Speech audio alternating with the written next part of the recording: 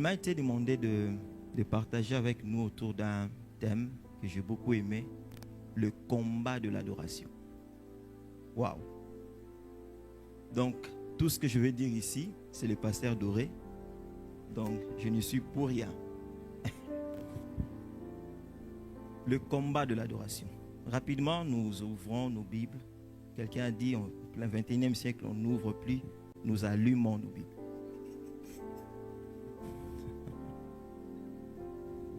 Voilà. Matthieu chapitre 4. À partir du premier verset. Matthieu chapitre 4, à partir du premier verset, lisons. Je suis dans la version français courant. Lisons.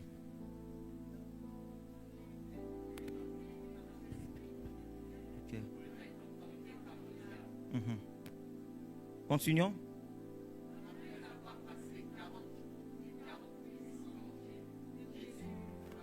Suite.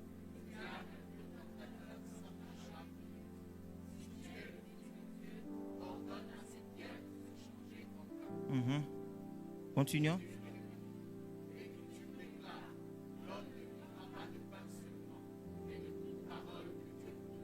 5.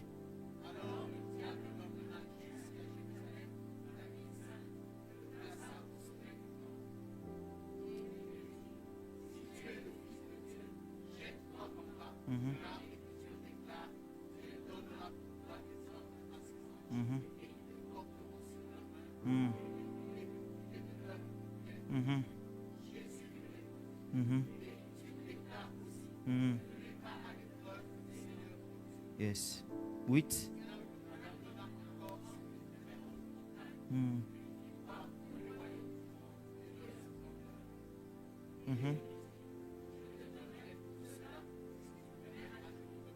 Yeah. Yes. La suite. Yes.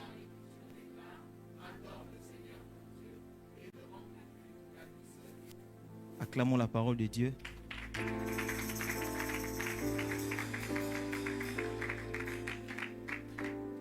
Nous assistons ici à une scène un peu tragique. Vous voyez, Jésus passe 40 jours et 40 nuits en train de jeûner et de prier. Et à la fin de sa prière, nous croyons, pensons qu'il était rempli de puissance, rempli de gloire, rempli d'onction. Mais à la fin de son jeûne et prière, la première visitation que Jésus reçoit, c'est Satan. Bizarre, hein? Parce que des fois, pasteur, beaucoup de nous croyons que plus nous prions, plus le diable s'éloigne de nous. Mais ici, Jésus, plus il prie, 40 jours, le diable s'est approché. Bon, ça ne fait pas objet de ma prédication aujourd'hui, mais j'aimerais te dire déjà d'entrée de jeu que la prière n'éloigne pas Satan. La prière le rapproche. Amen, amen. Et dans cette histoire, nous voyons que le diable reconnaît quelque chose, Maman Noëlla.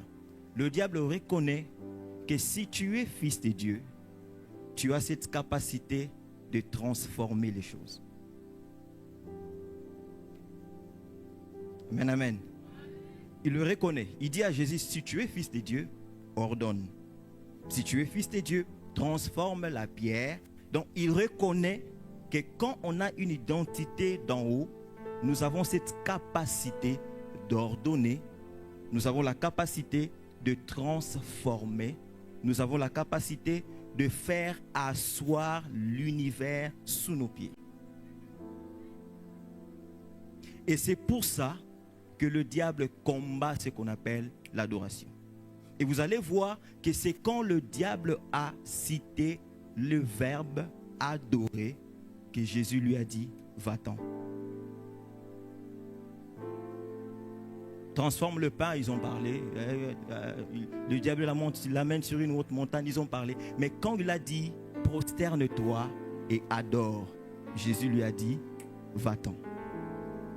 Parce que la personne qui réclame l'adoration vient du ciel. Il vient de là. La Bible ne nous dit pas il a passé combien de siècles dans la présence de Dieu. Il a exercé ses ministères d'adoration auprès de Dieu. Quand vous lisez Ézéchiel 28 et Isaïe, vous allez comprendre ça. Et il était auprès de Dieu. Il avait cette charge, cette lourde responsabilité d'adorer le Seigneur, d'administrer ce qu'on appelle le culte au ciel. Et il a été chuté de sa position parce qu'il a voulu devenir celui qu'on adore, au lieu de rester dans la position de celui qui rend culte au Seigneur. Amen, amen. Bon, je vais introduire mon message. J'ai 4 sous-points, 4 points à partager avec nous. Donc, vous voyez que je viens de l'école de notre patriarche, Papa Roland Dalo. Et je suis fils d'Atom Mbouma. Donc, lui, il aime dire, on a toujours 5 à 10 minutes de documentaire. Et puis, donc c'est le seul documentaire où on ne peut pas zapper. Parce que je suis là, devant vous, je parle. Vous ne pouvez pas me zapper. 4 points. Et après ces 4 points, nous allons certainement prier et mettre en pratique ce que le Saint-Esprit nous a mis à cœur. Le premier point à savoir, par rapport à notre thème, c'est que nous sommes devant 2 concepts qui font objet des éléments principaux de nos cultes en tant que chrétiens, en tant qu'enfants de Dieu. Ces 2 concepts, il s'agit du combat et le deuxième concept, il s'agit de l'adoration. Dans tous nos cultes, le culte de la semaine, je ne sais pas si nous prions combien de fois la semaine et les dimanches, dans tous nos cultes, nous venons faire ces 2 choses. Nous venons combattre. Bon, ici, je ne sais pas si c'est le cas chez nous à Kinshasa. Quand il s'agit de combat, nous combattons vraiment. C'est biblique, parce que la Bible même le reconnaît. L'apôtre Paul le dit, on n'a pas à lutter contre la chair et le sang. Il reconnaît que le combat spirituel existe. Le combat est réel. Et nous sommes en face de ces 2 concepts. Le combat et de l'adoration. Ces 2 éléments font objet de nos cultes quand nous venons dans la présence de Dieu. Nous venons l'adorer, lui rendre culte, mais aussi combattre parce que nous sommes conscients que nous avons un royaume de l'autre côté qui s'interpose à notre royaume. Alléluia. Nous sommes tous d'accord, n'est-ce pas? Deuxième élément, l'église que nous sommes,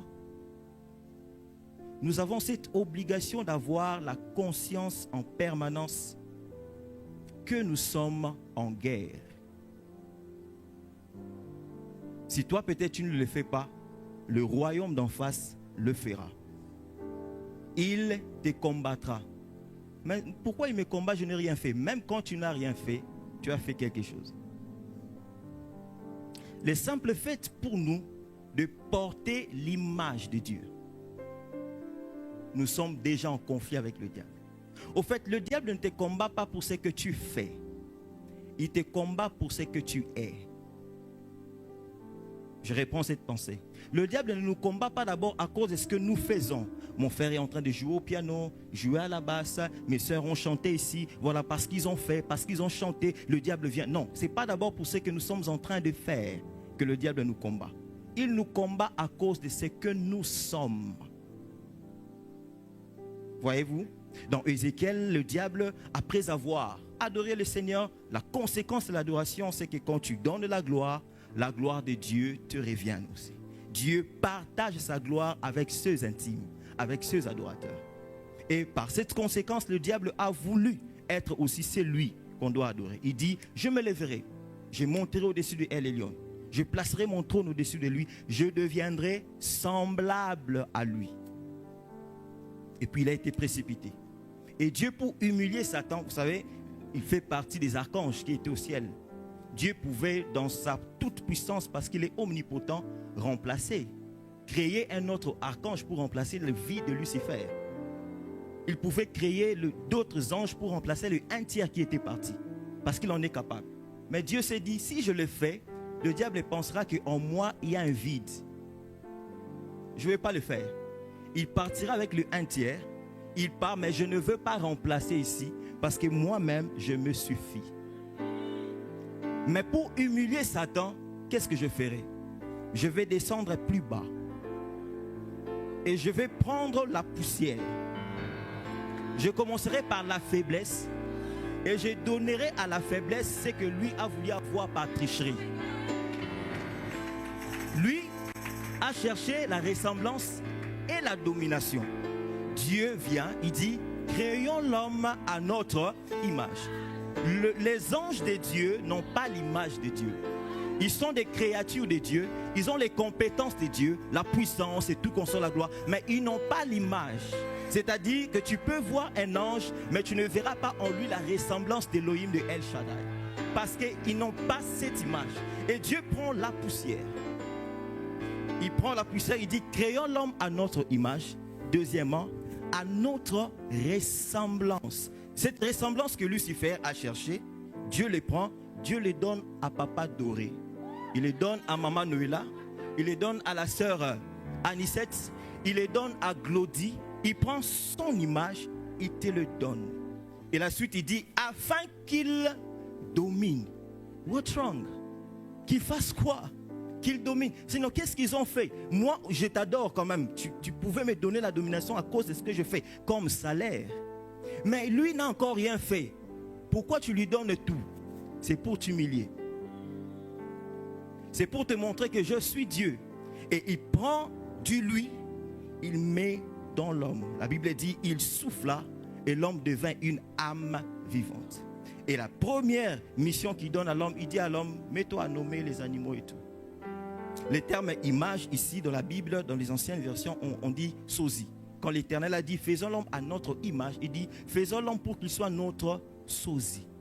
Donc je me dis que quand Adam s'est promené dans le jardin, des fois les animaux s'appelaient entre eux pour dire, Elohim est là, venez voir, c'est Elohim. C'est El Shaddai. Qui t'a dit? Oui, c'est lui, il est là. On sent l'odeur de sa présence. Et quand il s'approche, il dit non, ce n'est pas Elohim, c'est Adam. Mais il se ressemble, bien évidemment, parce qu'il porte l'image et la ressemblance. Du coup, le premier adorateur au ciel a adoré avec la musique.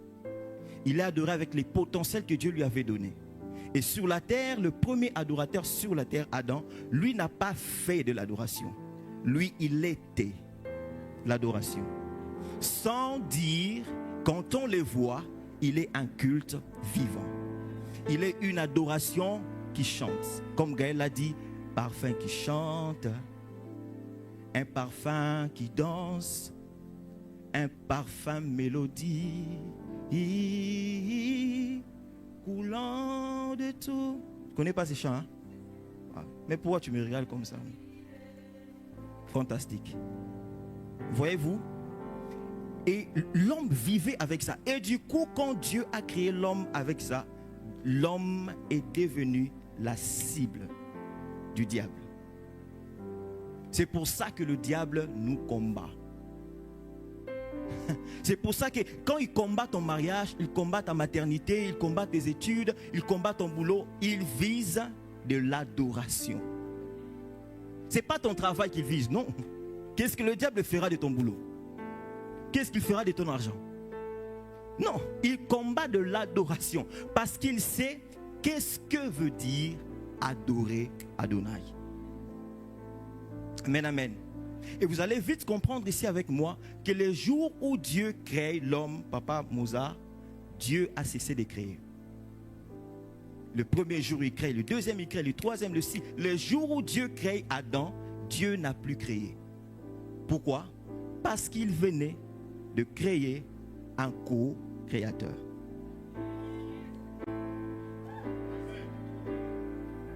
Il pouvait dire à tout l'univers, voilà, enfin, bon, la voix, je me repose. Le terme repos, dans la Bible, ce n'est pas que Dieu s'est reposé, parce qu'un esprit ne se repose pas. Un esprit ne se fatigue pas. Un esprit ne transpire pas. Mais quand on dit que l'Éternel se reposa, le terme, le concept de repos veut dire Dieu s'est mis à contempler ce qu'il a fait pendant 6 jours et à regarder ce que le 6e homme, ou soit l'homme qui a été créé le 6e jour, était capable de faire après lui. Adam était un co-créateur. Il était Dieu. C'est pour ça que Jean l'a compris plus tard. Il dit, tel il est, tel nous sommes aussi. Parce que Dieu a pris du lui et l'a placé dans l'homme. tel que tu es là, tu es un co-créateur. Je l'ai dit tantôt dans notre école, que quand la première mission il donne à l'homme, il dit, tu dois nommer. Voyez-vous? C'est pour ça que le diable comprend. Vous savez que le diable connaît la parole? Vous savez ça? Matthieu 4 le dit. Le diable était en train de réciter les passages bibliques. Si tu es fils de Dieu, il est écrit. Il est écrit. Il connaît en fait les logos, mais il ne connaît pas le réma. Voyez-vous, il connaît les logos. Et Dieu donne à l'homme cette mission de nommer.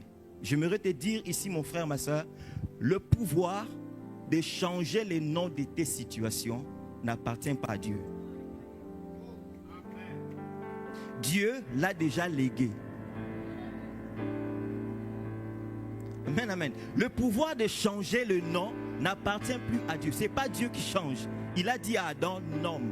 Donc ce que tu dis, c'est ce qui sera. Ce que tu dis, c'est ce qui arrivera.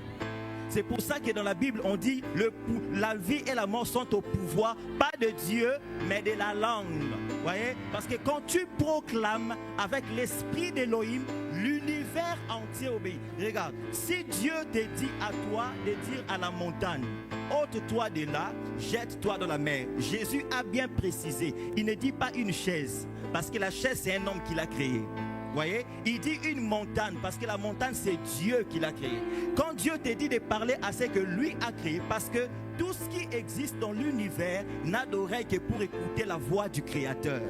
Et si le Créateur dit à la créature de parler à sa création, c'est parce qu'il sait que dans la création réside l'esprit du Créateur. Si tu parles à la création va écouter pas la voix de Glody, mais la création va écouter la voix d'Élohim. C'est pour ça, ces jours-là, quand l'homme pêche, Dieu vient reformuler les choses. Il nous explique ces mystères avec l'histoire d'Ésaü, de Jacob et d'Isaac. Isaac est devenu aveugle, il veut partir, il doit léguer l'héritage, comme c'était la loi juive. Mais avant de léguer l'héritage, il dit, on doit préparer pour moi, my God. On doit préparer pour moi pour qu'en mangeant, que je libère la bénédiction. Parce que dans toute la Bible, l'histoire de l'homme et de Dieu est toujours l'image de boire et de manger.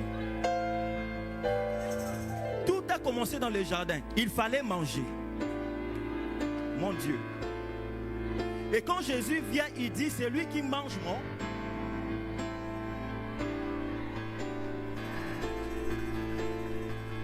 Et Isaac dit, il faut qu'on prépare pour moi. C'est-à-dire, il doit m'adorer pour que je libère. Parce que c'est le principe de donner. Je ne peux pas te donner si tu ne donnes pas. Je ne peux pas. Tu dois donner pour que je libère. Papa, tu es déjà mon père, je suis ton fils. Est-ce que vraiment pour me donner la bénédiction, je dois préparer pour toi? C'est le principe. Et c'était le fils aîné qui devait bénéficier de l'héritage. Mais maman savait déjà que non. La prophétie avait dit que ce n'est pas l'aîné qui doit bénéficier, mais c'est le cadet. Mais que faire? Le problème c'est que lui c'est Jacob, l'autre là c'est Ésaü. Ésaü est venu, Jacob ne l'est pas. On fait quoi? Révélé, elle dit, je dois tuer. Je dois tuer l'animal et prendre sa peau, le mettre sur Jacob. Papa était aveugle. La maman tue l'animal, prépare. Donc la maman connaissait ce que son mari voulait. Voyez, elle connaissait le principe. Elle prépare le mets pour son mari. Elle donne à son fils Jacob qui n'était pas l'aîné, mais qui doit se présenter comme étant l'aîné pour bénéficier de la bénédiction. Jacob vient, il dit, papa, me voici, je viens avec le mets que tu désirais et tout comme ça. Papa dit non. Non. La voix que j'entends, c'est la voix de Jacob. Mais il y a un problème, je suis aveugle. Et la bénédiction n'est pas question de la voix. La bénédiction est question du corps. Il dit, bon, pour vérifier, comme mes yeux ne voient pas, je connais quand même comment se présente mon fils. Il dit, viens, je vais te toucher, parce que je sais qu'Ésaü est velu. En touchant, heureusement que maman avait tué l'animal et a donné la peau de l'animal. Alléluia. Et quand le père touche les corps, il dit, non. La voix que j'entends, c'est la voix de Glody. C'est la voix de Serge, c'est la voix de Tempo, c'est la voix de Doré, de Noëlla, de Anicette, de Clémence, je ne sais pas, de Jean-Robert. Mais je bénis pas à cause de la voix, je bénis à cause du corps. Qu'est-ce qu'il fait? Il libère la bénédiction. Qu'est-ce que ce mystère veut dire? Dieu ne considère pas ce que tu es.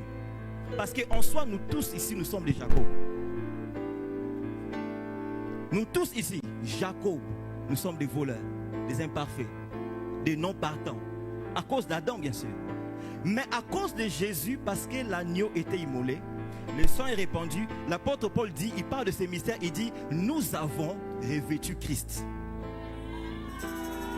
Ce qui veut dire, quand je m'approche du trône, c'est ma voix. Mais quand le Père me touche, il touche Jésus. Il dit, à cause de Jésus, je libère la grâce, je libère la bénédiction, je libère la faveur, je libère la guérison. C'est à cause de lui. Et ça, c'est le deuxième mystère, mes frères. Comprenons ça. Que le diable combat l'adoration à cause de l'image qui est en toi. Il fait de son mieux pour que tu ne vives pas cette vie-là. Parce que regardez, quand Dieu t'a créé, il a placé tout le programme de ta destinée en toi. Tout. Dieu a investi de lui en toi pour qu'en vivant à ses côtés dans cette vie d'intimité, parce que quand nous parlons d'adoration ici, on ne parle pas d'abord de ce qu'on fait, de la musique. Nous parlons de ces styles de vie que nous menons au quotidien. Nous parlons de cette vie au quotidien que nous menons, ces parfums de bonne odeur que nous sommes censés être du jour au jour. Et quand tu vis cette vie d'intimité avec le Seigneur, ta destinée coulera par soi-même. Des fois dans la vie, quand tu commences à avoir l'impression que tu luttes trop, sache que tu as commencé à perdre petit à petit l'image de Dieu en toi. Parce que plus tu vis en relation, en intimité avec le Seigneur, tu vis cette vie d'adoration du jour au jour. Pas seulement dire à Dieu, je t'aime, tu es tout pour moi. C'est très bien toutes ces choses. C'est le fruit de tes lèvres qui doit confesser sa grandeur, sa seigneurie. Mais quand tu vis ça, comme le pasteur l'a dit, le pardon, l'humilité, voyez, la vie de soumission, l'obéissance à la parole de Dieu. Quand tu commences à vivre cette adoration du jour au jour, tu vas retrouver les traces de ta destinée. Parce que tout ce qui est de toi n'est pas à côté de toi. Dieu l'a placé à l'intérieur de toi. Et le diable combat l'adoration parce qu'il sait que si tu te prosternes dans la mauvaise direction, tu changes le couloir de ta destinée. Amen, amen. Nous sommes d'accord, hein? Ça va jusque-là? On peut avancer? Acclame le Seigneur.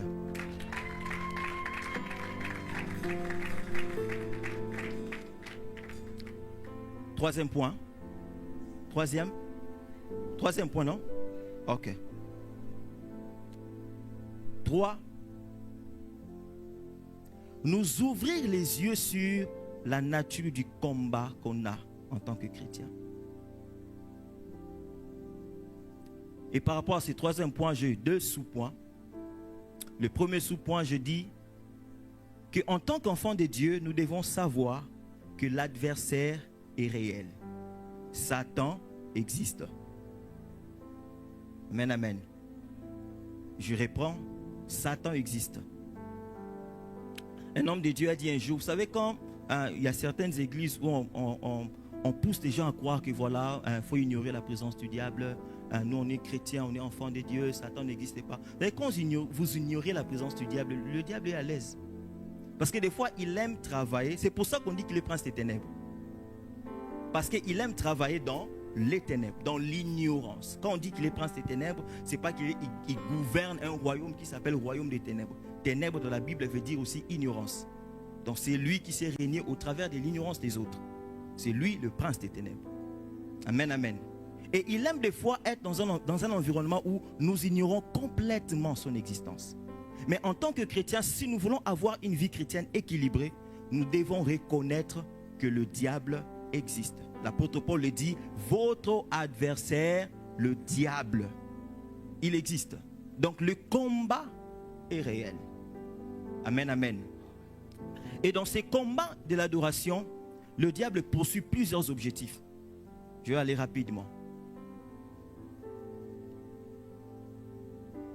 Parmi les objectifs que le diable, papa, t'aime pour combat dans l'adoration, il veut combattre ta vie pour te pousser à douter des promesses de Dieu.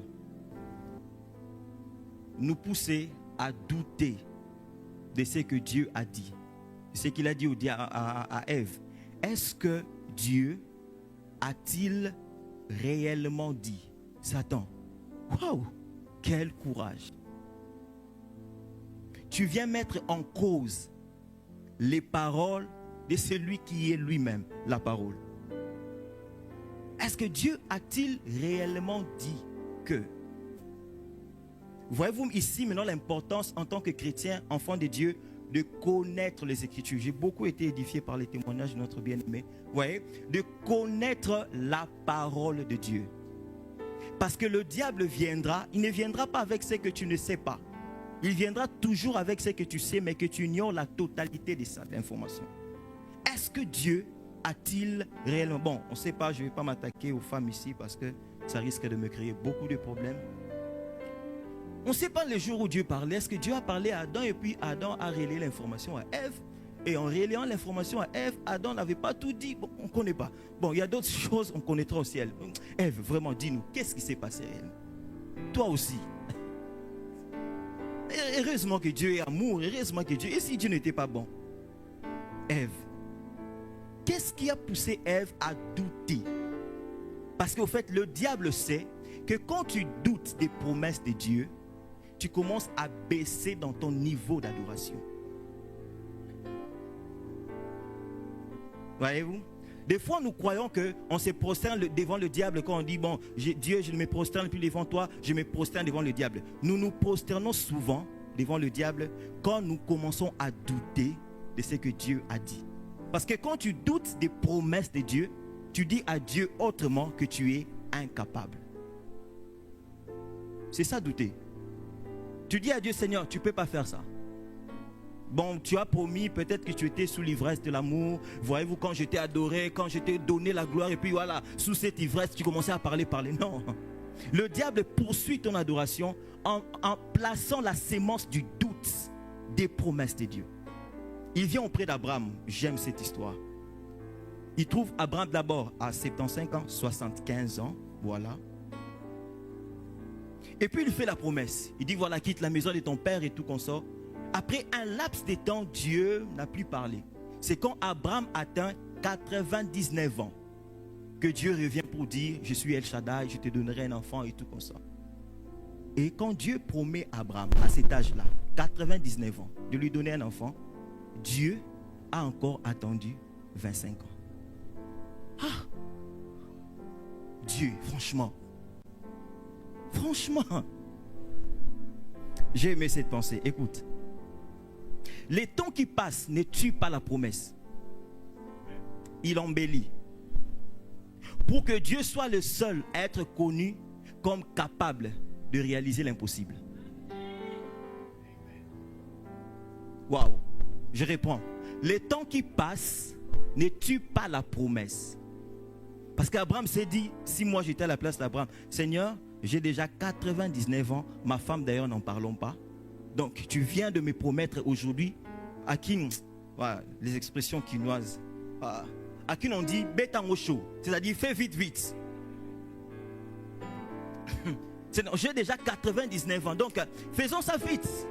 Mais Dieu dit non.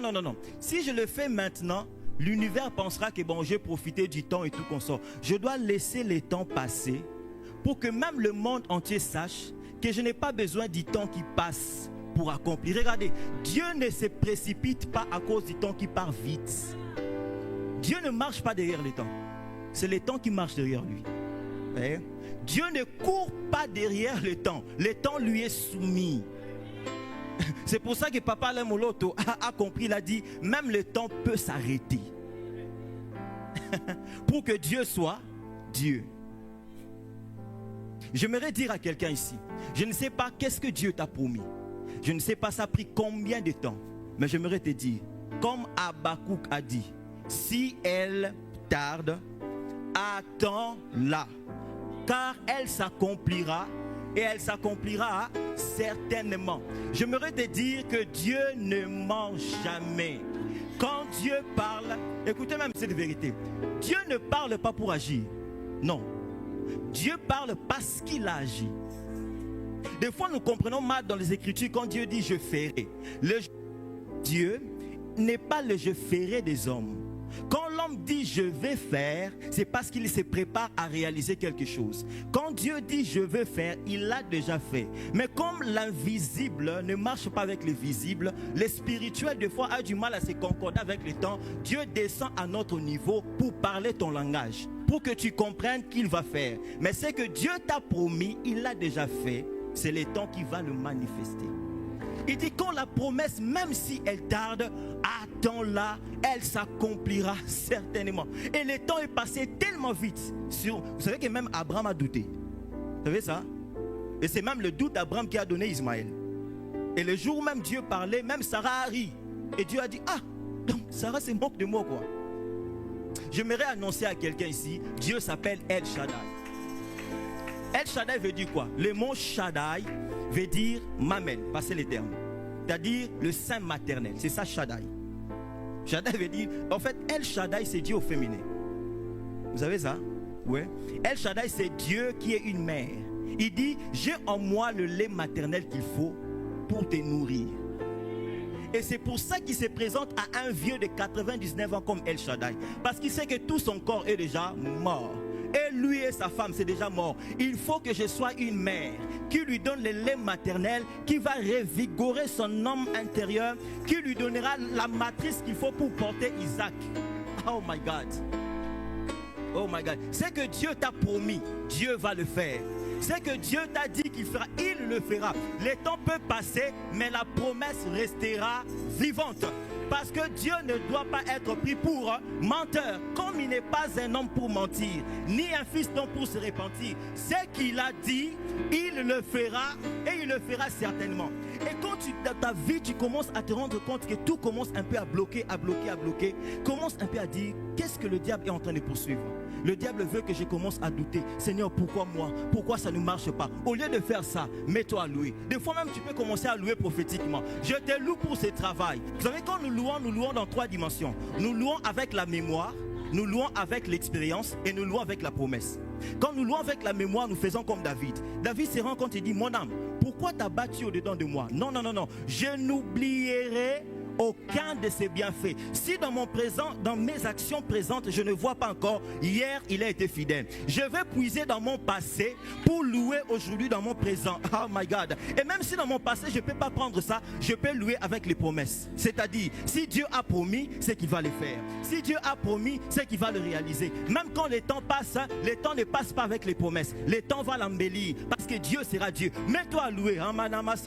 Je te loue, je te loue. Merci pour les chaînes qui sont tombées alors que je suis encore lié. Merci Seigneur pour la maladie qui est partie alors que je suis encore malade. Merci pour l'enfant que tu m'as donné alors que je suis encore stérile. Merci pour l'onction alors que je suis encore à temps d'étanguer. Parce que Dieu est fidèle. Hey, quand on dit que Dieu est fidèle, papa doré, Dieu n'est pas d'abord fidèle parce qu'il t'a dit qu'il fera. Il est fidèle à lui-même. Amen, amen. Dieu est fidèle à lui-même. J'ai passé des moments merveilleux avec le Seigneur ici au Mans. Et le jeudi, c'était jeudi, quand je prêchais, je me suis souvenu qu'il y a de cela 16 ans passés. Quand j'avais 16 ans, Dieu m'avait dit qu'il fera des choses que j'ai vues le jeudi. Et je me suis rendu compte de lui, Seigneur, mais moi-même j'avais déjà oublié. Mais Dieu, oui, même quand tu oublies, vous savez, quand on promet, on se rend compte que bon, j'avais promis à Tim pour 200 €, et je me rends compte que moi-même je suis en galère.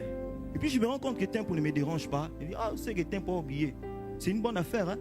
Comme il a oublié, bon, ça passe. Avec Dieu, même quand toi, tu as oublié, lui, n'oublie pas. Parce qu'il doit être fidèle avec lui-même. Pas avec toi d'abord. Il est fidèle avec lui-même parce que les générations futures doivent lui faire confiance.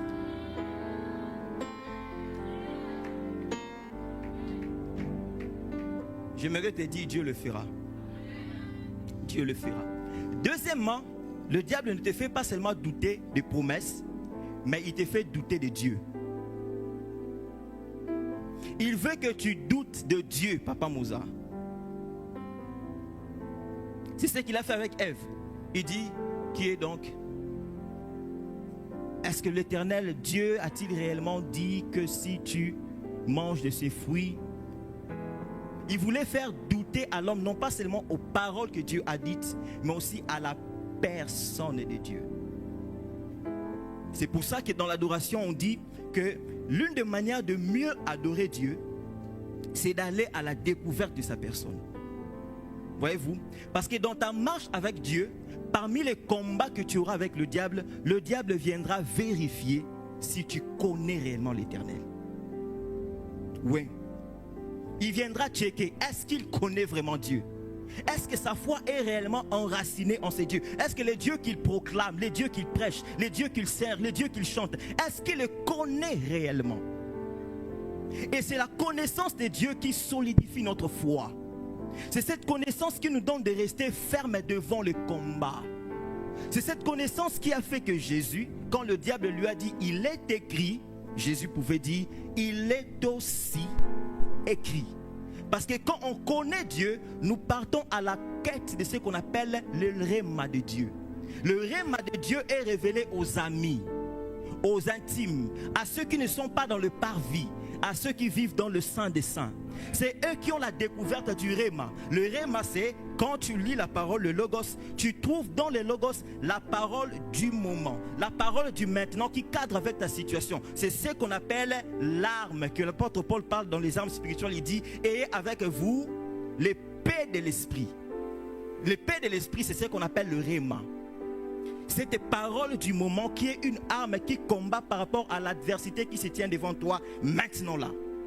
Et pour avoir ce réma là, il faut être un intime, connaître Dieu.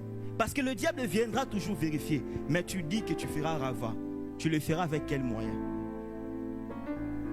Même on t'a dit que tu vas te marier. Tu te marieras comment? Tu sais pas que toi on t'a dit que quand tu regardes l'histoire de ta famille, tu vois pas que la stérilité menace toute la famille. Quand je connais Dieu, je dirais Dieu est tout ce qu'il faut pour me donner tout ce que je manque. Alléluia. C'est pour ça que David pouvait dire, l'Éternel est mon berger, je ne manquerai de rien. Peut-être pendant que David était en train de parler, il était vraiment en train de manquer. Parce que là, il était poursuivi par son propre fils, Absalom. Il était en plein désert. Mais il a compris, non. Même quand j'ai l'impression d'être seul, je ne suis pas seul. L'Éternel est avec moi. Bien-aimé, la connaissance de Dieu est une arme dans le combat spirituel. Je reprends. La connaissance de Dieu est une arme dans le combat spirituel. Et d'abord, je réponds à la seule question, puis je vais nous laisser libre. Qui est l'Éternel? Qui est Dieu? 1. Dieu est celui qui se souvient de son alliance. Il est le Dieu des alliances.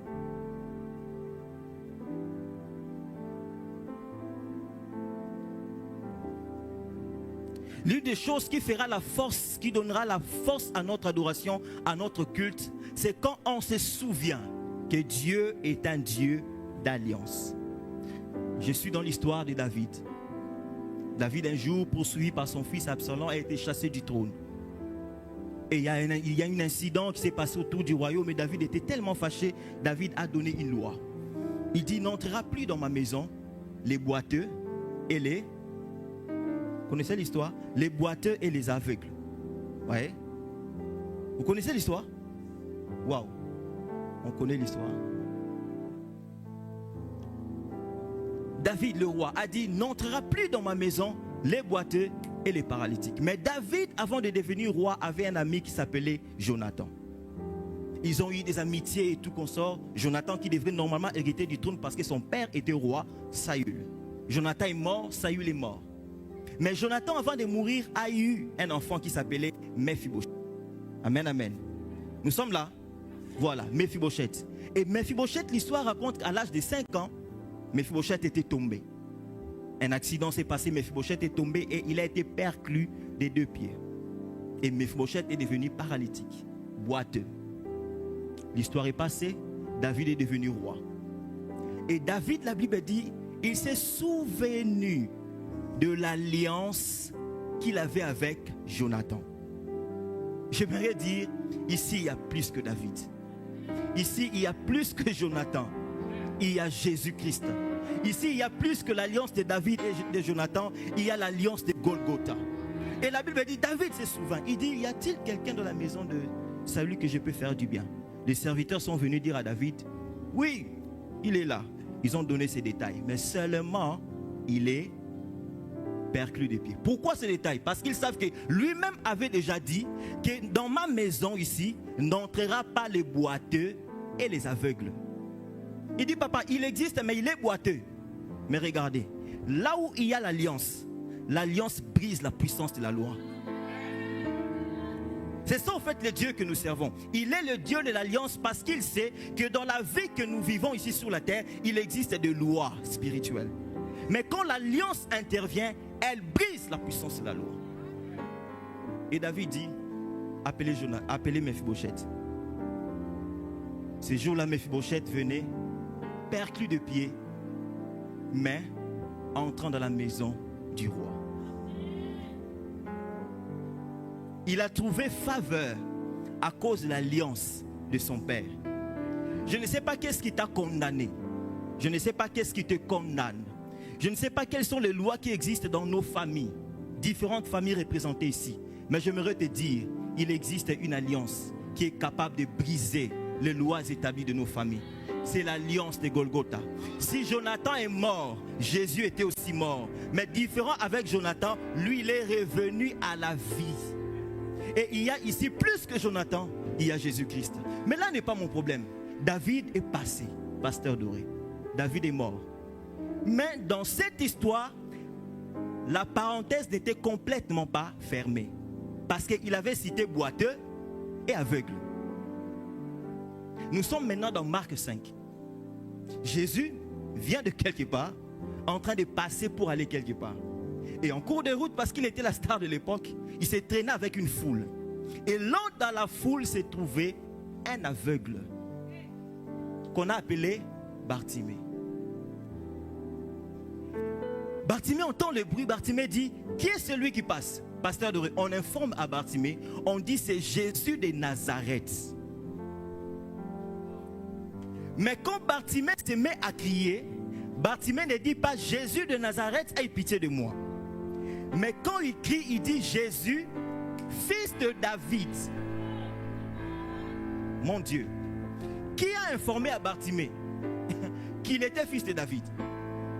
Sûrement, c'était la connaissance, l'information qu'il a reçue de Dieu. Voilà, dans sa dimension davidique, parce que vous allez noter avec moi, dans la Bible, quand on dit fils, fils veut dire égal. Fils veut dire aussi égal. Quand vous lisez dans Jean 8, Jésus parle, il dit, votre père Abraham s'est réjoui du jour où il a vu mon jour. Non, toi tu n'as même pas 50 ans, tu dis qu'Abraham t'a vu. Oui, avant qu'Abraham ne fût, moi je suis. Et là-dessus, on voulait le prendre de pierre pour lapider. Et les commentaires bibliques ont commencé à dire, on voulait le lapider, maman Noëlla, non pas seulement parce qu'il parlait d'Abraham, mais parce qu'il a dit qu'il était égal de Dieu. Mais lui, Jésus, n'avait pas dit qu'il était l'égal de Dieu. Il leur a seulement dit que j'étais fils de Dieu. Les Juifs savent que quelqu'un, quand il dit qu'il est fils, il s'est fait égal.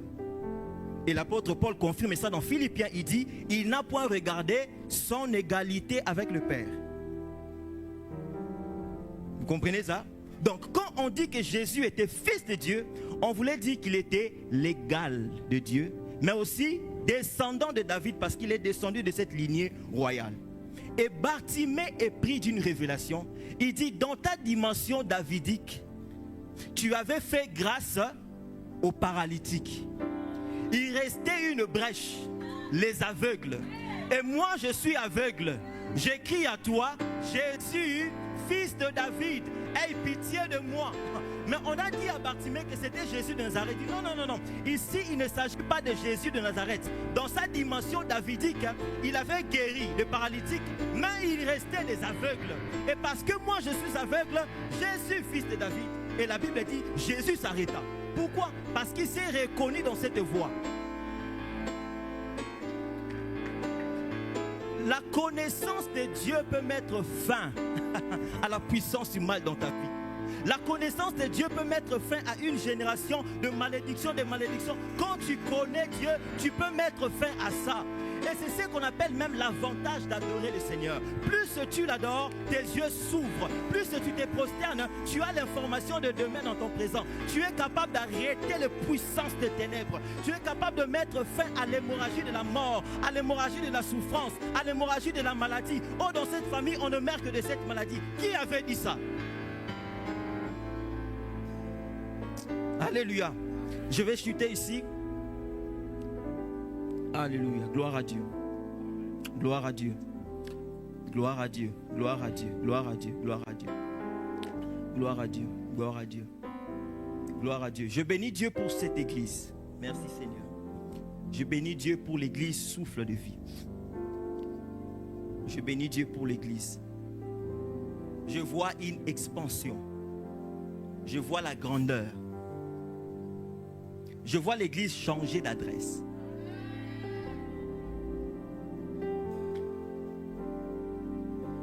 Je vois l'église changer d'adresse à cause du nombre.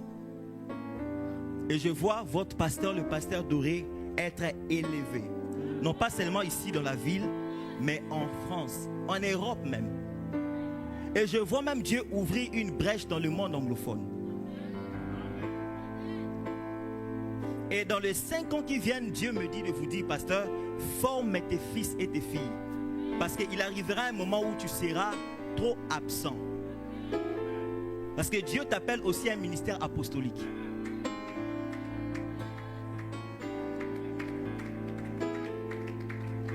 Gloire à Dieu. Gloire à Dieu. Gloire à Dieu. Et je bénis Dieu pour ta femme. Voilà. Je bénis Dieu pour maman Noëlla. Bon, je lui avais déjà dit, je ne sais pas s'il doit encore me répéter. Mais je ne sais pas comment le dire. Quand vous parlez, je sens une onction se dégager en vous. En fait, vous n'avez même pas encore atteint le 20% de votre ministère. Vous savez que vous êtes appelé au ministère prophétique. Ouais. Dieu va encore ouvrir les yeux. Ouvrir les yeux. Vous ne chantez pas peut-être, je ne sais pas si vous chantez ou pas, mais Dieu vous donne aussi cette grâce d'écouter des mélodies d'en haut, des cantiques célestes et de les ramener sur la terre. Dieu va vous utiliser aussi dans le domaine de la musique. Pas pour chanter, je ne sais pas chanter, c'est un projet, mais Dieu va vous utiliser pour emmener les musiciens, parce que votre chorale aussi, Dieu va beaucoup élever les choristes de cette église. Ouais. Dieu va vraiment vous capaciter. Gloire à Dieu. Gloire à Dieu. Il y a quelqu'un dans la salle à qui Dieu va visiter dans le domaine de la maternité. Ici. Je ne sais pas l'année prochaine, à la même époque, si je dois dire comme ça. Je ne sais pas si nous reviendrons, mais je reviendrai ici. Cette dame-là donnera ce témoignage. Dieu va visiter quelqu'un qui est dans la stérilité. Voilà, Dieu va te donner un enfant. Je ne sais pas ça a pris combien de temps, mais Dieu va le faire. Je ne sais pas qu'est-ce que la médecine a dit, mais Dieu va le faire. Il y a une visitation de Dieu dans... Gloire à Dieu, gloire à Dieu, gloire à Dieu. Est-ce que souffle de vie est là? Est-ce que vous êtes là? C'est que Dieu fera avec vous. Voilà, n'ayez pas peur quand on taxera votre pasteur de magicien, de, je sais pas moi, d'occultiste, parce que c'est que Dieu, et je vois même les dons de miracles. Je vous vois faire des campagnes d'évangélisation où Dieu vous utilise dans le domaine de miracles. Je ne sais pas si vous avez déjà rêvé de ça, mais Dieu va le faire avec vous.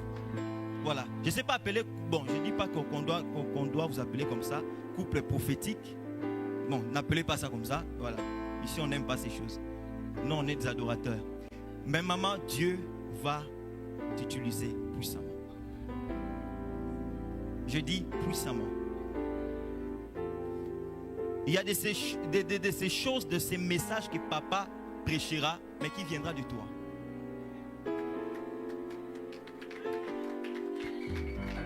Et forme-toi encore dans cet exercice-là de prêcher et tout comme ça. Forme-toi. Vous avez un garçon? 2. Ok. L'un d'eux est un prophète. Wow. Et il va commencer à exercer ses ministères tôt. Très tôt même. Et je prie que Dieu le garde, que Dieu le conserve, parce qu'il sera une très grande bénédiction pour l'Église et pour sa génération. Que toi qui dis Amen, que cela s'attache aussi à ta vie. Et je vais chuter ici pour dire que Dieu aussi veut que nous puissions ouvrir les yeux, non pas seulement par rapport à la réalité du combat, mais par rapport à la réalité de la victoire que nous avons en Christ. Bien aimé, j'aimerais vous dire, en Jésus, nous ne combattons pas pour vaincre. Non. En Christ, nous ne combattons pas pour la victoire. Parce que quand il s'agit de la victoire, Jésus l'a déjà remporté à la croix.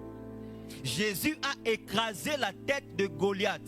Ce jour-là, dans 1 Samuel 17, quand Goliath s'est levé 40 jours en train d'insulter, de rabaisser les dieux d'Israël, quand David se présente, il dit, qui est cet homme? Et vous allez voir avec moi que David était le seul à appeler Goliath incirconcis. Tout le monde l'appelait Goliath. David ne l'a jamais appelé Goliath. C'est les autres qui l'appelaient Goliath. David l'a appelé incirconcis. Parce que c'est lui qui demeure sous l'abri du Très-Haut est capable de voir ce qui est caché sous la robe de Goliath. Tu ne peux pas être dans le secret de Dieu et ne pas voir le secret du diable. Non, non, non, non. Tu ne peux pas être dans l'intimité de Dieu et ne pas découvrir l'intimité de tes ennemis.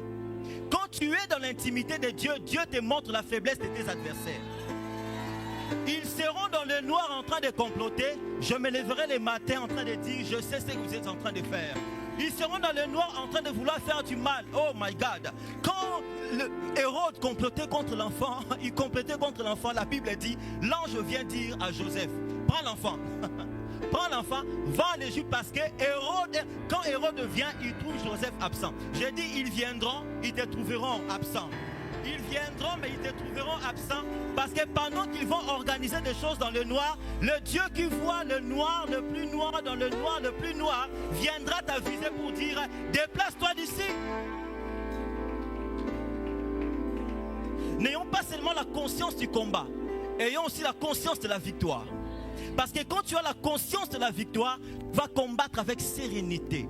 Tu sais qu'ici, même quand je tombe affaibli par les coups de l'ennemi, je tombe avec ma ceinture. Je veux me relever avec ma ceinture. Le diable peut me donner un coup, mais il ne peut pas me ravir la ceinture. Parce que la ceinture, Dieu me l'a donnée pour l'éternité. Il a dit qu'en lui, nous sommes des plus que vainqueurs. J'aimerais te dire ici, tu es plus que vainqueur. Même quand tu tangues et que tu tombes en champion, tu te relèves en champion. Tu marcheras en champion parce que la victoire de la croix est une victoire éternelle. Ces jours-là, on a pris les 3 amis de Daniel parce qu'ils ont en fait refusé de vendre leur adoration. Ils ont refusé. Ils ont dit non, non, non, non. On ne peut pas adorer un autre Dieu que le nôtre. C'est lui qui est le véritable. On ne peut pas se prosterner devant un faux Dieu. Si vous ne le faites pas, on vous jettera. Ok, jetez-nous. Et la Bible encore ajoute, avant de le jeter, ils ont réchauffé encore la fournaise 7 fois. J'aime quand le diable pense faire mal, alors qu'il joue dans le plan de Dieu. J'aime quand le diable fait il manigance les résultats. Il ne sait pas que ce qu'il est en train de faire, le Saint-Esprit est en train de le pousser. Fais ceci, fais cela, fais ceci, fais cela. 7 fois la perfection, 7 fois le repos. Ils ont chauffé la fournaise, ils ont pris Shadrach, Meshach, Abednego. Et la Bible même dit, la personne, je ne sais pas si c'était au nombre de combien, qui sont venus jeter les 3 jeunes hommes, eux-mêmes étaient déjà. Donc le miracle n'a pas commencé à l'intérieur. Le miracle a commencé à l'extérieur. Et quand ils ont jeté, quelques temps après le roi, inquiet, il dit, n'avons-nous pas jeté 3 personnes? Il dit, bien sûr. Mais apparemment, ils ne sont plus à 3. Ils sont à 4. Mais le visage de la 4e personne ressemble à celui. Là n'est pas mon problème. Quand ils sont venus prendre le 3, ils n'ont pas pris le 4e. Ils ont pris Shadrach, Meshach, Abednego. Mais le 4e homme là est resté. Pourquoi? Parce que lui attend d'autres Shadrach. Il attend d'autres Meshach, il attend d'autres Abednego. Il est en train de dire, refuse de te prosterner. Ils vont te jeter, je veux t'accueillir. Ah, ne donne pas ton adoration. Ne vends pas ton adoration. Ne passe pas par le chemin de tout le monde. Non, non, non, non. Tu auras les enfants, mais ne passe pas par leur chemin. Tu auras ces boulots-là, mais ne passe pas par leur chemin. Ne vends pas ton adoration. Prosterne-toi devant l'unique et le véritable Dieu. S'il te jette, je suis là. Je vais t'accueillir. J'ai accueilli tes frères. J'ai accueilli Shadrach. J'ai accueilli Meshach. J'ai accueilli Abednego. J'ai même accueilli Daniel dans la fosse au lion. Je fais d'un lion, oh my God, le lion carnivore est devenu herbivore. Ces jours-là, le lion a donné sa dîme, mon Dieu, parce qu'il ne pouvait pas manger l'adorateur. Refuse de le faire. Dieu va t'honorer. Il va, je dis, hein, la quatrième personne est là dans la fournaise et il t'attend. Il t'attend.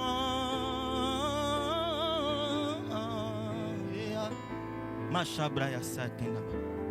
Oh, il m'a sampali à Masenda. Ramate Abosha. Le combat de l'adoration, Jésus l'a déjà remporté. Ne vous en faites pas. Jésus l'a déjà remporté. N'aie pas peur de souffrir parce que tu es resté juste. Accepte même de perdre certains avantages parce que tu as refusé de te prosterner. Dieu va t'honorer. Si tu es déjà dans une fournaise parce que tu as refusé de vendre ton adoration, le quatrième homme est là. Il dit, je suis là, je veux t'accueillir. Le feu de la fournaise n'a même pas consumé Shadrach, Meshach et Abednego. La seule chose que le feu a fait, c'était de brûler les histoires qu'eux-mêmes ont placées sur leur corps. C'est leurs histoires qui partiront. Toi, tu resteras en vie. Le feu de la fournaise ne va pas te tuer parce que tu as accepté d'être vrai, d'être adorateur. Est-ce que les voix peuvent se lever pour adorer le Seigneur? Oh là, il est fatamayala. Et mrasayadaya. Tout en moi reconnaît que tes œuvres sont parfaites. Masamanabasa. Élève ta voix, réagis par rapport à ces messages. Réagis. Il y a eu une restauration, un renouvellement de force. À ceux qui passent par les temps difficiles et compliqués, Dieu est en train de restaurer. À ceux qui étaient tombés par erreur, ils ont peut-être vendu leur adoration. Dieu est miséricordieux, il est là pour te relever et te pardonner. Le feu du Saint-Esprit descend dans la salle. Et à ceux et celles qui sont en plein combat, où le diable est en train de faire une lutte acharnée pour récupérer ton adoration, il y a une force surnaturelle que Dieu te donne afin que tu sois ferme.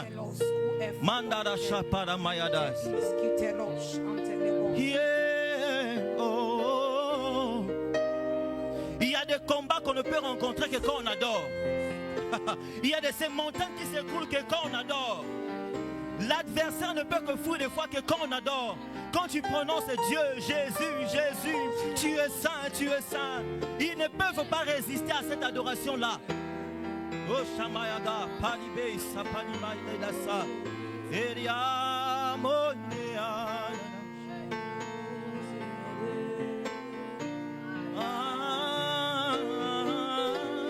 Les ténèbres s'enfuient à l'écho de ta voix. La création tout entière proclame la splendeur du lion de Juda. Oh, tu parles et c'est qui est mon reprend vie. Oh, tu déclares et ce qui n'existe pas surgit. Oh,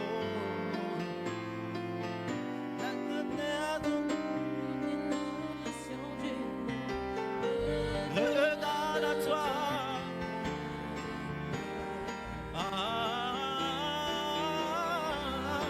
Chantons-le, Saint, Saint, Saint, l'Éternel. Saint, Saint.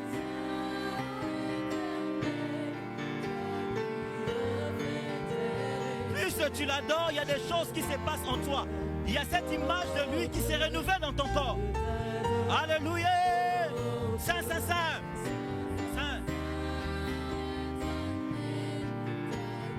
Yahvé éternel, je t'adore, yeah. Oh, yeah. Tout en moi, yeah. Que tes œuvres sont parfaites, je t'adore. Alléluia. Oh, Saint, Saint, Saint. Oh, éternel, toi qui as fait tel, je t'adore.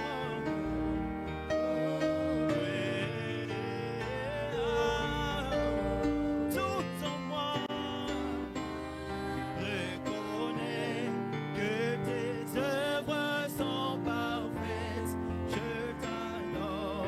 Oh Dieu, je t'adore. Oh, je t'adore, je t'adore. Je t'adore. Je t'adore.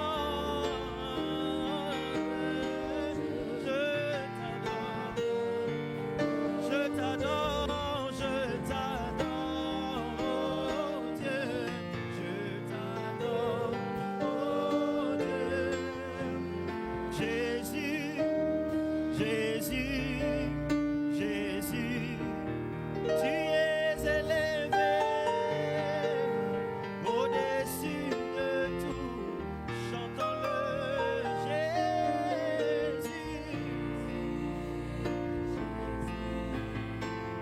Tu es élevé. Ah. Oh Jésus, Jésus, Jésus, Jésus, tu es au-dessus de tout. Tu es proclamé au-dessus de tous, et tu es acclamé, acclamé au-dessus de tout, et oh, tu es honoré, au-dessus, vraiment tu es proclamé.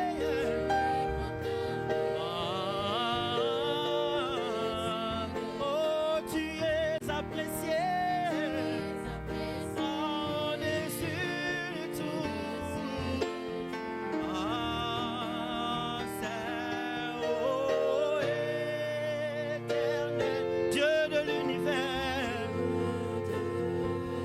digne de louange, digne de louange, honneur et gloire à l'agneau de Dieu, assis sur le trône, tu règnes à jamais. Alléluia. Ah, Saint,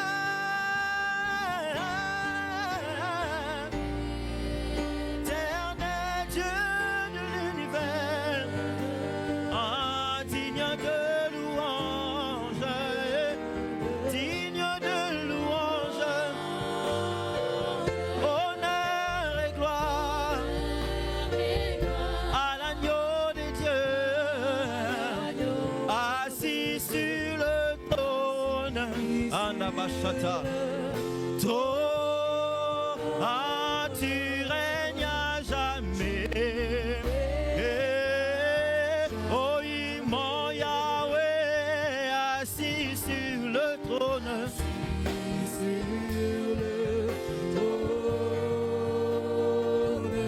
Tu règnes à jamais. Tu es assis sur le trône.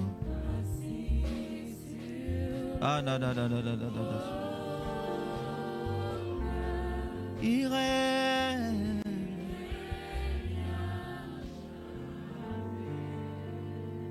Il est là, il est là. Il est là, il est là. Quand nous l'adorons, il se manifeste. Quand nous l'adorons, il se révèle. il se révèle. Il se révèle, il se révèle. Ah, da, da, da, bâche.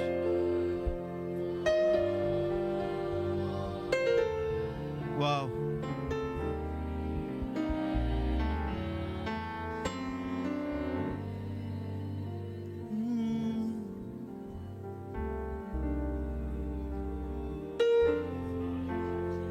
Je vois les chaînes brisées, être brisées.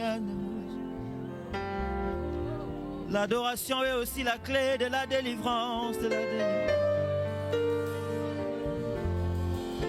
la délivrance.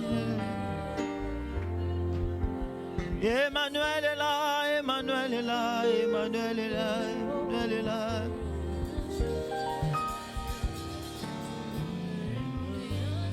Emmanuel est là.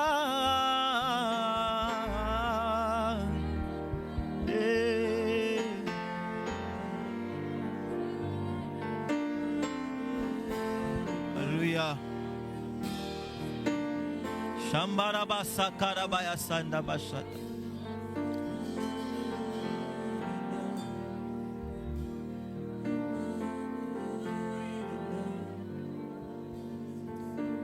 Faisons un petit exercice et puis je vais libérer les micros. Levons légèrement nos mains vers le ciel. Parce que je crois qu'il y a quelque chose que le Saint-Esprit veut libérer dans la vie de chacun de nous. Seigneur, merci pour mes sœurs de la chorale. Merci pour l'église Souffle de vie. Merci pour le pasteur Doré et sa femme Noëlla.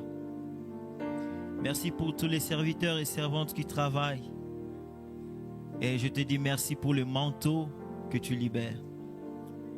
Cette église va entrer dans une autre phase, dans une autre saison de leur appel et de leur mission dans cette ville.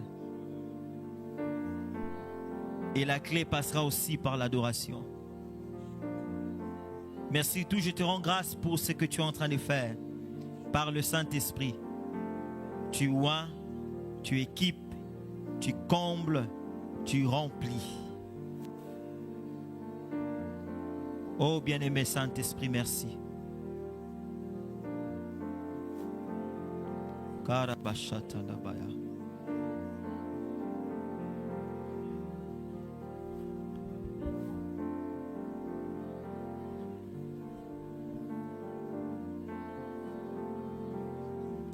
Le surnaturel,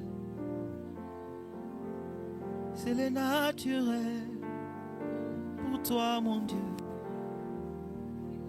Nous le voulons en ces lieux.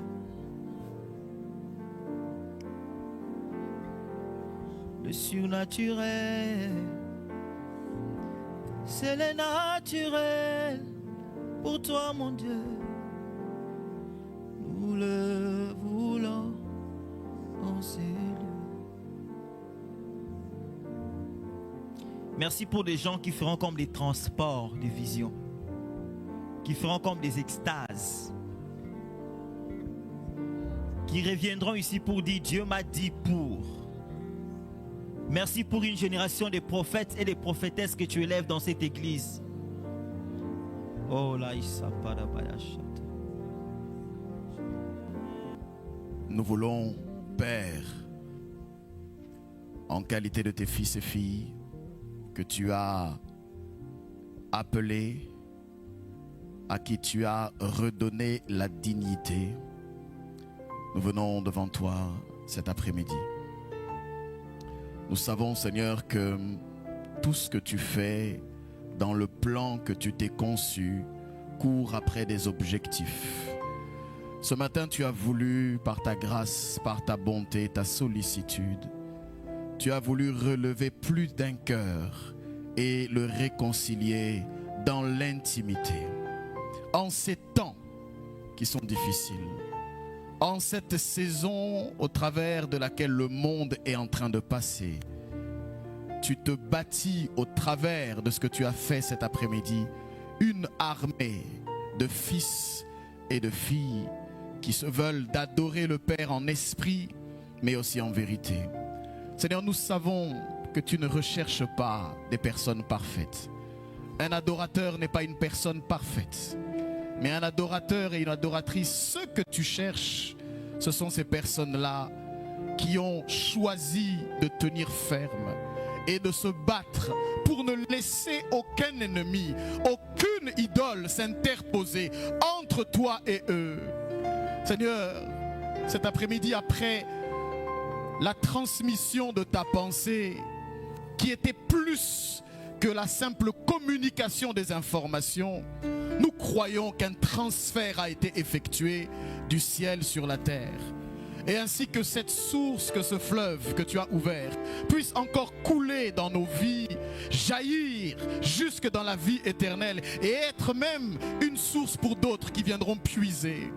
Seigneur, tu veux faire de nous des vitrines, tu veux faire de nous des ambassadeurs, tu veux faire de nous des porte-paroles au travers duquel le monde peut se faire une idée de qui tu es au travers de l'observation de nos vies.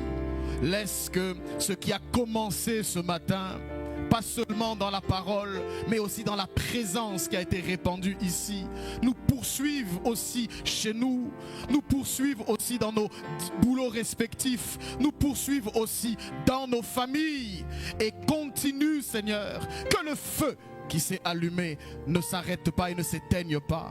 Seigneur, accorde-nous de garder la bonne part. Il ne s'agit pas seulement d'entendre, d'écouter, de recevoir, mais nous voulons aussi préserver l'art de conserver ce que tu as donné de précieux. Merci Seigneur pour tout ce que tu as commencé de faire, tout ce que tu amèneras à la perfection, tout ce que tu as fait, fini dans l'éternité et que tu manifestes en ces temps favorables. Seigneur, nous te bénissons encore pour ton serviteur, pour tes serviteurs que tu as dépêchés en ce lieu, en dehors des programmes humains, mais dans ton calendrier céleste. Merci pour ce jour précieux et précis que tu t'es choisi, Seigneur, afin d'amener pas seulement ce vent, mais ce bouleversement dans nos vies. Nous bénissons ton nom et nous croyons, Seigneur, qu'à partir de maintenant, ce combat qui fait rage dans nos cœurs, qui fait rage dans le monde, qui fait rage dans notre quotidien, ne sera plus dénué, Seigneur, de sens, mais que nous pourrons avoir et que nous avons déjà les armes pour vaincre. Parce que, comme il a été dit, nous ne combattons pas en vue de la victoire, mais nous combattons à partir du triomphe que tu t'es acquis. Pas seulement à Golgotha, mais quand tu es remonté. Merci Seigneur pour cette grâce que tu répands abondamment. Merci pour ton amour que tu manifestes encore puissamment. Je te bénis pour ton peuple. Et ainsi, Seigneur, nous prononçons la bénédiction dominicale. Oui, le bonheur et la grâce m'accompagneront tous les jours de ma vie. Et j'habiterai dans la maison de l'Éternel jusqu'à la fin de mes jours. Nous disons merci Seigneur Jésus-Christ. Est-ce que tu peux acclamer très fort le Seigneur là où tu es? Acclame-le à la hauteur de ce que tu as reçu ce matin, s'il te plaît. Si tu as reçu, acclame à cette mesure. Amen. Donne-moi un bon amen, s'il te plaît. Alléluia. Nous espérons que ce message vous aura fait passer de l'information à la transformation. Nous bénissons le Seigneur de nous avoir suivis et nous vous invitons à activer la petite cloche pour être en mesure de suivre toutes nos actualités, nos nouveautés, bref, d'être connectés. Alors faites-le rapidement et par la suite nous pourrons encore davantage partager la parole, les Écritures et ainsi commencer une belle aventure dans le Seigneur. Que Dieu vous bénisse et que le diable vous oublie. Amen.